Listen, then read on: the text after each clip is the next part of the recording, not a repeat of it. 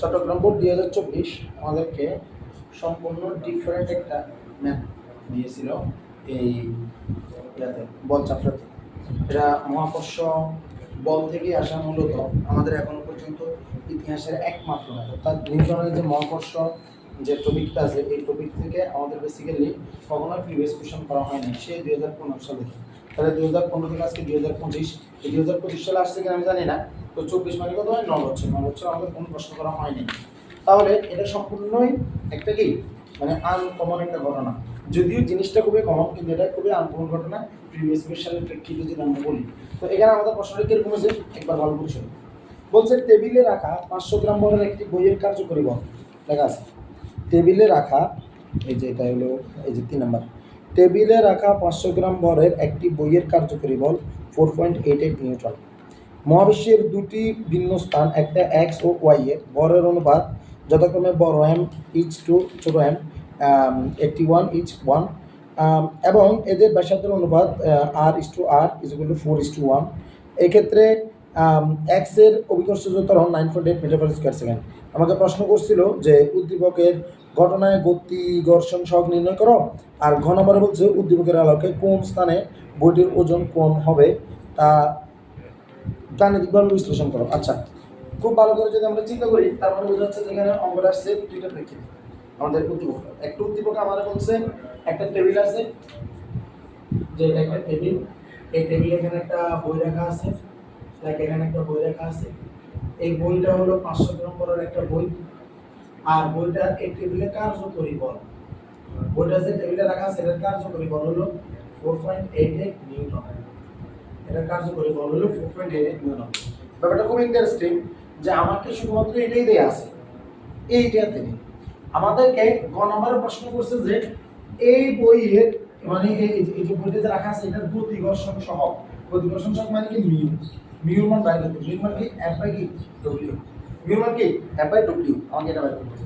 যেহেতু গতি, গতি মানে কি কাইনেটিক, কাইনেটিক মানে কি তার মানে এই যে ঘর্ষণ এখানে এফ দিতে হবে। এখন কোনো জিনিস মাথায় রাখবেন যে কোনো একটা ভরের যদি কার্যকরী বল বলে, কোনো কিছু নেই যেটাকে টানা হয় না, বল প্রয়োগ করা নেই, কিছু নেই, জাস্ট বলছে কার্যকরী বল।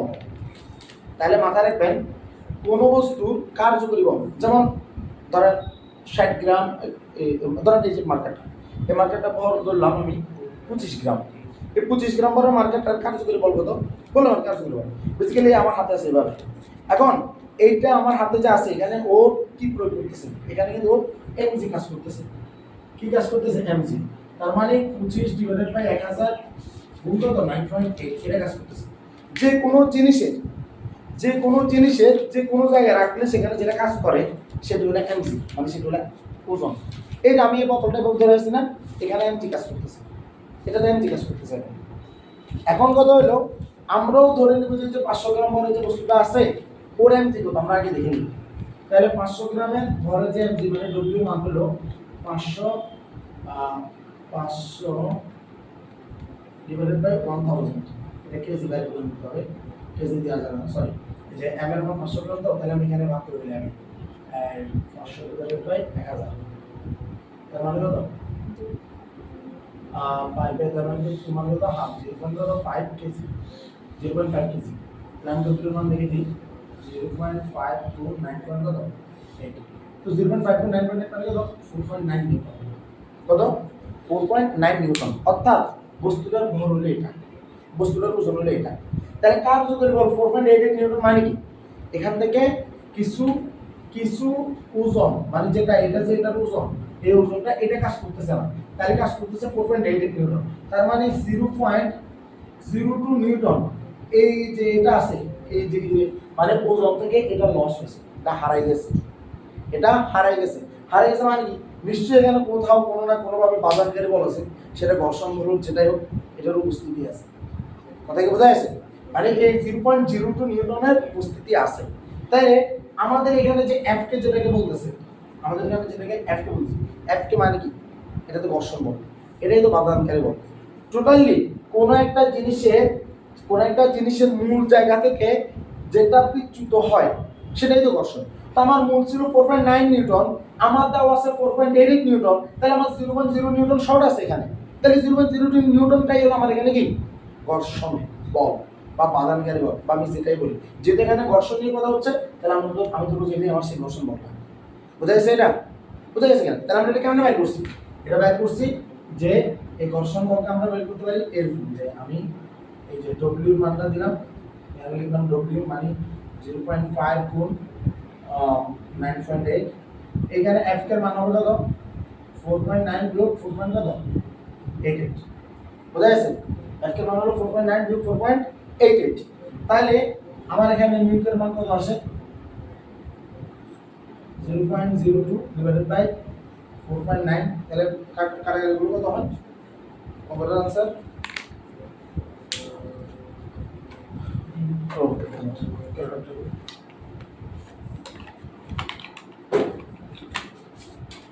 কত হয়েছে? 0.02 0.00408 4.9 তাহলে 00409 408 0.00408 0 দুইবার হ্যাঁ 00408 হ্যাঁ মানে 0.004 এত 0.004, এটা হলো গতি ঘর্ষণ সহগ। এখন কত হলো কি জানেন? এই অঙ্কটা সামহাও এটার ইনফরমেশন বা এটার যে কোনো কিছু বললে, যদি আমি অঙ্কটা করছি কিন্তু এটা কোনো না কোনোভাবে এটা রং আছে, এটা কোনো না কোনোভাবে এটাতে প্রবলেম আছে। কথা বোঝা গেছে? কোনো না কোনোভাবে প্রবলেম আছে, কিন্তু অঙ্কের প্রেক্ষিতে উপস্থাপনার প্রেক্ষিতে এটা আমাদের আনসার, কিন্তু যদি অঙ্কটা কিছু বাস্তবসম্মত হয় না, কারণ কেমন যেন একটু বিপরীত, কিন্তু অঙ্কটা এই প্রসেসে আগাইতে হবে, করতে হলে প্রসেসে করতে হবে। যে কোনো জায়গায় আমাদের কোনো একটা জিনিস রাখছে, ওর এখানে কার্যকরী বলা তো, এখন তাইলে এটার ব্যাপারটা কি? এটার ব্যাপারটা হলো যেটা মূল মানে ডব্লিউ মানে এমজি, এটার এমজি থেকে কার্যকরী বল বিয়োগ করলে ওটাই হলো এটা কি, যেটা হারানো বল বা যেটা কার্যকরী বল থেকে মানে যেটা মানে কার্যকরী হয়, মানে এটা কি বাধানকারী বল, যেটা ঘর্ষণ বল, এটা যে কোনো কিছু। তাহলে ওটা দিয়ে আমরা কি করছি? কারণ আমরা জানি এফকে ডিভাইড বাই ডব্লিউ, এফকে কি ঘর্ষণ বল, তাহলে ঘর্ষণ বল কত? 4.9 থেকে 4.8 গেলে 0.0, এটা ঘর্ষণ বল, এটাকে আমি ডব্লিউ দ্বারা ভাগ করে দিয়েছি, ভাগ করে দিলে আমি কত ঘর্ষণ সব পাই গেছি আল্লাহর রহমতে। ক্লিয়ার? তো বুঝা গেছে? তাহলে এখন যে আমরা এটা করলাম, এটা হলো কোনটা? এটা হলো আমাদের চট্টগ্রাম 2024 প্রথম যে কনটেক্সটটা দিছে ওইটার অঙ্ক, এটা আমাদের গ নম্বরে আসছে। যদিও অঙ্কটা গ নম্বরে, কিন্তু অঙ্কটা থিঙ্ক অনেক পরে। এবার আসেন, এরপর কি বলছে? এরপর আমরা বলছে মহাবিশ্বের দুটো জায়গা আছে, একটা জায়গা হলো এক্স, আরেকটা জায়গা হলো ওয়াই। তো মহাবিশ্ব আঁকা তো আমাদের পক্ষে সম্ভব না, তো তারপর আমরা ধরলাম যে এটা একটা মহাবিশ্ব, এটা এখানে ধরলাম যে একটা জায়গা হলো এক্স, ধরলাম এখানে একটা জায়গা এটা হলো ওয়াই, দুটো জায়গা। ঠিক আছে? স্টুডেন্ট দেখো তো কোনো লাইন করতেছে না এগুলোতে? দাম এত গেছে হ্যাঁ এর তো গেছে দাম। আচ্ছা শুনুন, তো এক্স আর যে ওয়াই এই দুইটা যে জিনিস আছে, এক্স ওয়াই এর আমরা বলছে এক্স ওয়াই এর এখানে মহাবিশ্বের দুটো জায়গা এক্স এর দুইটা ভর আছে, একটা ভর হলো অনুপাত দিচ্ছে যে একটা বড় এম আছে একটা ছোট এম আছে, দুটি বস্তুর ভরের অনুপাত 81:1। ঠিক আছে? এখন এই যে এম ভরটা হলো এক্স থেকে আসছে আর ওয়াই ভর থেকে এই যে ওয়াই স্থান থেকে এম এ আসছে। এরপর এদের কি কি দিছে? এরপর এদের দিছে ব্যাসার্ধ অনুপাত, এটার ব্যাসার্ধ অনুপাত দিছে 8, এটা হলো ছোট আর ব্যাসার্ধ অনুপাত দিছে হলো 4:1, 4:1। আবার এখানে জি বলে দিছে, এক্স এর অভিকর্ষ ত্বরণ জি, এটার অভিকর্ষ ত্বরণ জি এটা বলে না, এটা ধরুন জিএক্স আর এটা ধরুন জিওয়াই, এটা বলে দিছে আমাদেরকে 9.8, এটা একটা বলে নাই, এটা 9.8 বলছে, h2 এটা কত এটা আমরা বলে নাই, এটা বের করতে আমরা বলে নাই, আমরা বলছে এখানে কোথায় মানে বস্তুটার ওজন কম হবে, আমরা বলছে বইটির ওজন কম কোথায় হবে। এই যে বইটা ছিল না আগের বইয়ের মান ছিল কত? W/mc 4.9 নিউটন, এটা না ছিল, এটা ছিল, এটা হলো বস্তুটার ওজন। ঠিক আছে? কার্যকরী বল বলছিল 4.8 নিউটন, কিন্তু এটা আমাদের দরকার নেই, আমাদের কথা বলতেছে যে এই যে বইটা আছে, মানে এক কথা শেষ 500 গ্রাম ভরের যে আগের কনটেক্সটে আলোচনা করছি, যে বইটা আছে এই বইটা এক্স এবং ওয়াই এর দুইটার ভিতরে কোথায় বইটার ওজন কম হবে, আমার কাছে এটা জানতে চাইছি। তো আমরা জানি বইয়ের ওজন কম হবে যেখানে জি মান কম। x এর g এর মান হলো 9.8, y তে g এর মান কত এটা বের করতে হবে। কথা কি ক্লিয়ার? এখন g এর আমরা মহাকর্ষ বলের যদি আগে ক্লাসটা করে থাকি আমরা জানি g gm/r²। g gm কত r স্কয়ার। কথা বোঝা গেছে? এখন আমি ধরলাম এটা হলো gx, এটা হলো x স্থানের জন্য gm/r², আর y স্থানের জন্য আমি ধরলাম যে g y এখানেও g কিন্তু এটা ছোট হাতের m বাই কত r²। কথা কি ক্লিয়ার?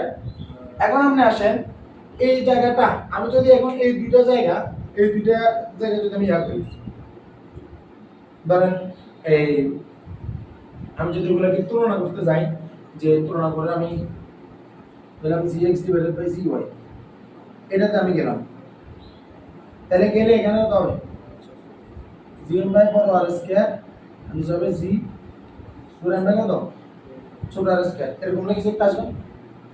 তো এখান থেকে আমাদের gm বাই r² উপরে চলে যাবে r² ডিভাইডেড বাই কত g ছোট হাতের m এটা না হবে। এখন এই যে g আর এই g দুইটা কাটাকাটি r² আর r² আছে। এখন এটা যদি আমরা একটু অন্যভাবে চিন্তা করি m divided by m into r² divided by r², এটা কি এভাবে চিন্তা করতে পারি না?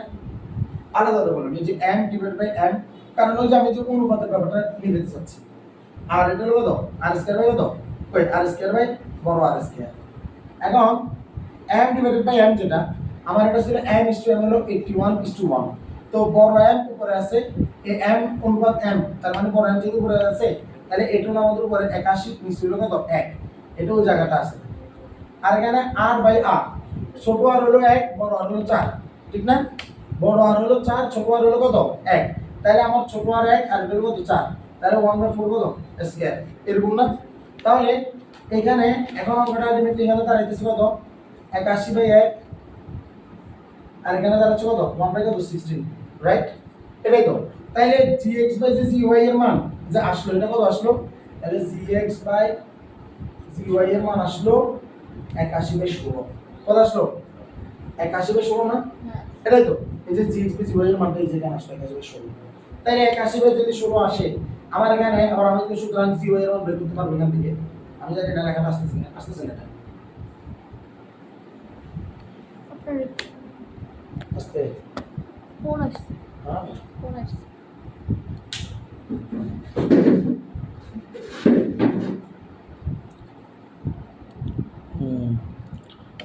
লেখাটা আসতেছে না এটা আসতেছে লেখা। লেখা আসলে আচ্ছা আগে স্পেস হলো এখন ফোন আসতেছে না।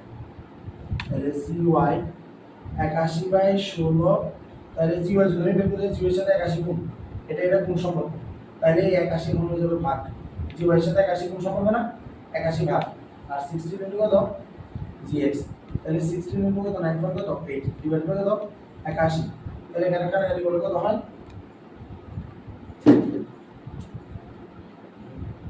কত হচ্ছে